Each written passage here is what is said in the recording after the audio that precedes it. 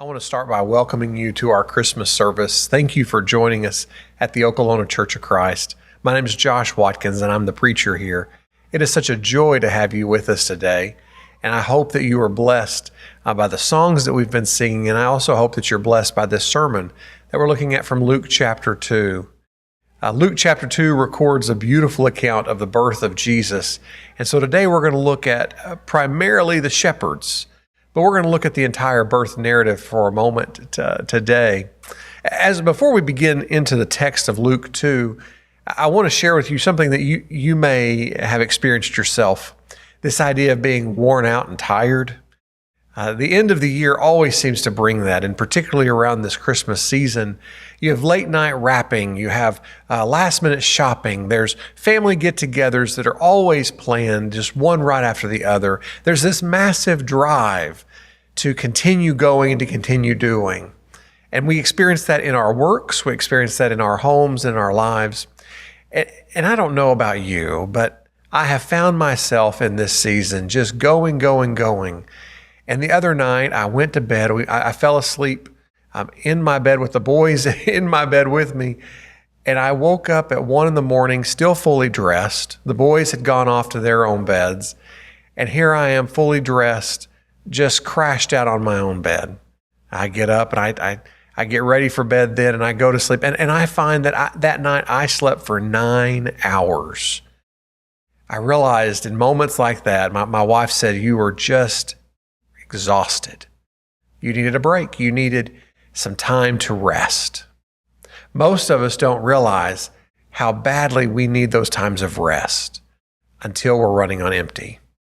Maybe those times of, I'm going to call it joy, until we're running on empty. And I'm not talking about the cheerful kind of moments where we say that we have a smile on our face and everything's okay. I'm talking about the kinds that go deep within us. I think about the people who are awake while the rest of the world is sleeping. The night shift nurse who's checking vitals for the third time on a sick patient. The factory worker who's watching the clock count down to the end of their shift. Or for the parent who's awake at 2 a.m. with a sick baby, praying for some form of relief. Luke doesn't start the Christmas story with singing and celebration. He starts it with tired people and a tired world. And what they are always doing is just managing to survive. And it's into that world and into that moment that heaven breaks in. You see, God didn't wait for the world to be ready. He sent joy into the world because he knew the world couldn't survive without it. Jesus came because the world needed joy. Let's spend a little bit of time looking at Luke chapter 2, and I want you to see this idea that the world was in need of a message of joy. This is beginning in Luke chapter 2, verses 1 through 3. I realized that this world was under immense pressure. Let's look at the text. In those days, Caesar Augustus issued a decree that a census should be taken of the entire Roman world. This was the first census that took place while Quirinius was governor of Syria. And everyone went to their own town to register. This is a reminder that Rome is in control, that ordinary people don't really have choices in what's going on. And Mary and Joseph are forced to travel because of the power that they cannot resist. This isn't a cozy Christmas backdrop of mom and dad wearing pajamas and everything going well. This is a world that is shaped by stress and uncertainty. And Jesus came into that world because the world needed joy. If we continue on now into verse 4, you're going to see that this family was under strain and stress. This is verse 4. So Joseph also went up from the town of Nazareth in Galilee to Judea, to Bethlehem, the town of David, because he belonged to the house and line of David.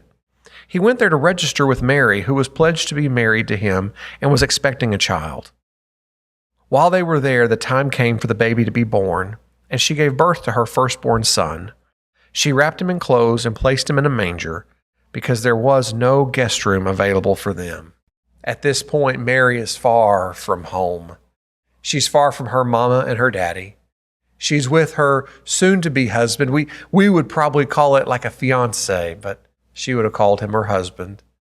Mary is far from home. She's with this new man, and Joseph, just like any other man, I imagine wanted to provide the best for his bride and for his soon-to-be child. Joseph was in this place where he couldn't provide, and Mary was in a place of discomfort. And Luke tells us quite plainly in verse 7 that there was no guest room available for them. And so we see the Savior of the world was born in a barn. Not because God was miscalculating the date of his arrival, but because this is the world that God chose to enter into. A world with no room, a world with no margin, a world with no comfort. And you see, it's in that world that Jesus came because the world needed some joy. Now, we shift focus in Luke at verse 8, where Luke begins to point us to the shepherds. Look at verse 8 with me. There were shepherds living out in the fields nearby, keeping watch over their flock at night. These are not powerful men, powerful people. They're not even celebrated people. They are the working class, hard, just tough people. These are the guys and the gals that are working the graveyard shift. They are isolated from all society because they work nights. They are considered spiritually unclean because they live and work among the animals. And by all accounts, society has overlooked them. And heaven shows up to them with these beautiful announcements. And so we notice now in verse 10, the angel speaks this announcement of joy. An angel of the Lord appeared to them, and the glory of the Lord shone around them, and they were terrified. But the angel said to them, "Do not be afraid. I bring you good news that will cause great joy for all the people.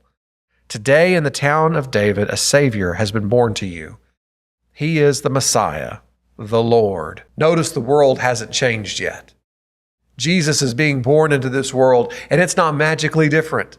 It's not magically different or better at this moment than it was just a few moments ago. Rome is still in charge, and the shepherds are still working in the field. But joy has arrived. And this isn't just a feeling. This is a person. Today, the Savior has been born to you. You see, Jesus came because the world needed joy. You see, as I look over this entire text and as I think about what it was like this time with Jesus and Mary and Joseph and the shepherds, as I look at all that's going on here, I realize that joy is not the reward of an easy life. This is where I think we often misunderstand or misrepresent the Christmas idea. We assume that joy comes from having a life that's settled down, a life where the difficulties have been erased, where the problems are resolved and the pressure is lifted. But Luke tells us a very different story. You see, joy doesn't come because life got better. Life got better because Jesus came. And we see that still in our lives today. If I were to illustrate this, I would think of those moments when you're driving at nighttime. It's dark or it's early morning before the sun has risen. And there's this moment where the sky is still dark, but you begin to notice that things are changing. The road looks a little clear. The shadows seem to soften, and you could see further ahead along the road. The sun hasn't risen yet, but the circumstances are slowly changing.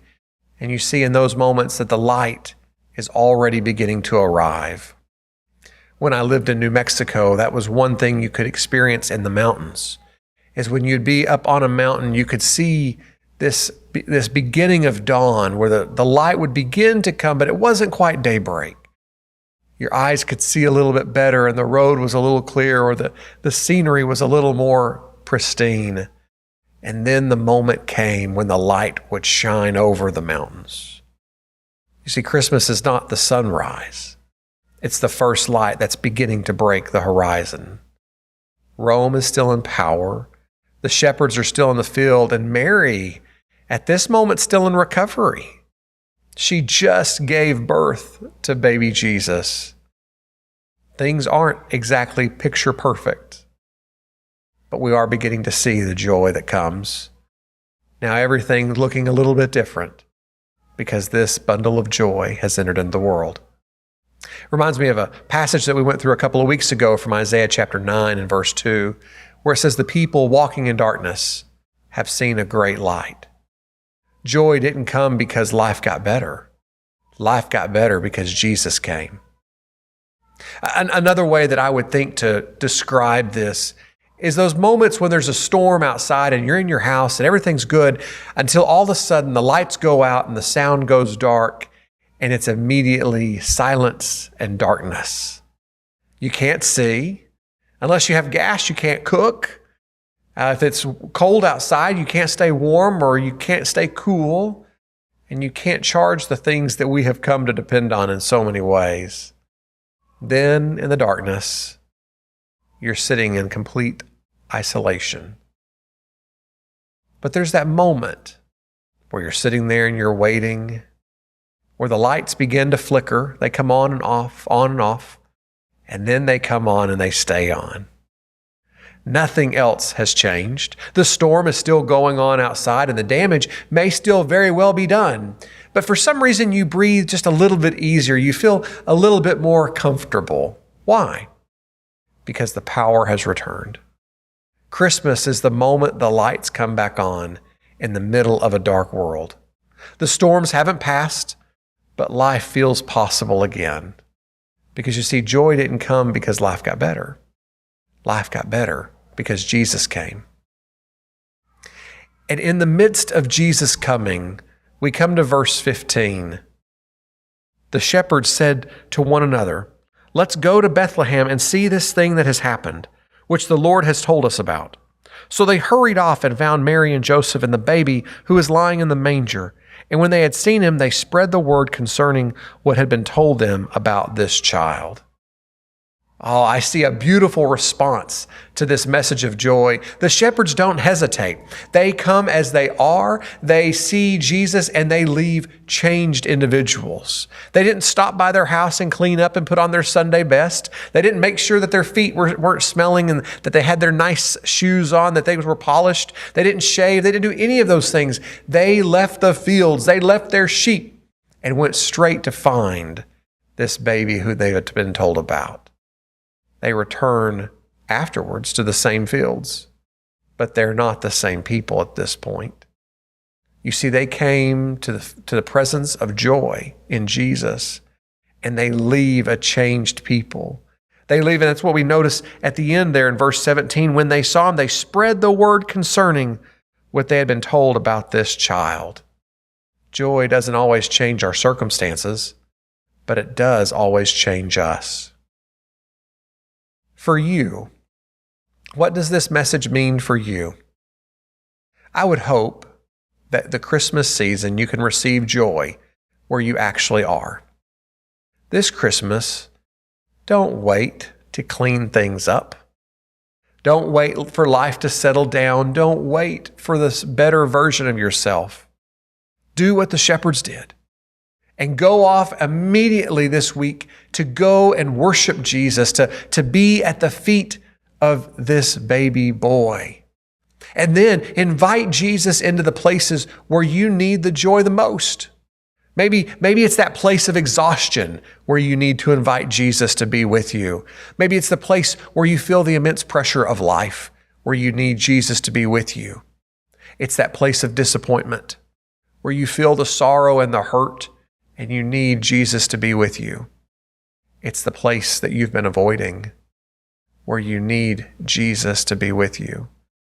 Because Jesus brought joy to a world that was tired and oh so exhausted. The song, "Joy to the World, the Lord is come." It's not because the world was ready. It's not because life got easy. But it's because God knew the world couldn't survive without him. So Jesus came because the world needed joy. And he still comes to our world today to bring joy and peace. The question I would leave you on this Christmas message would be, will you invite Jesus to bring joy and peace into your life?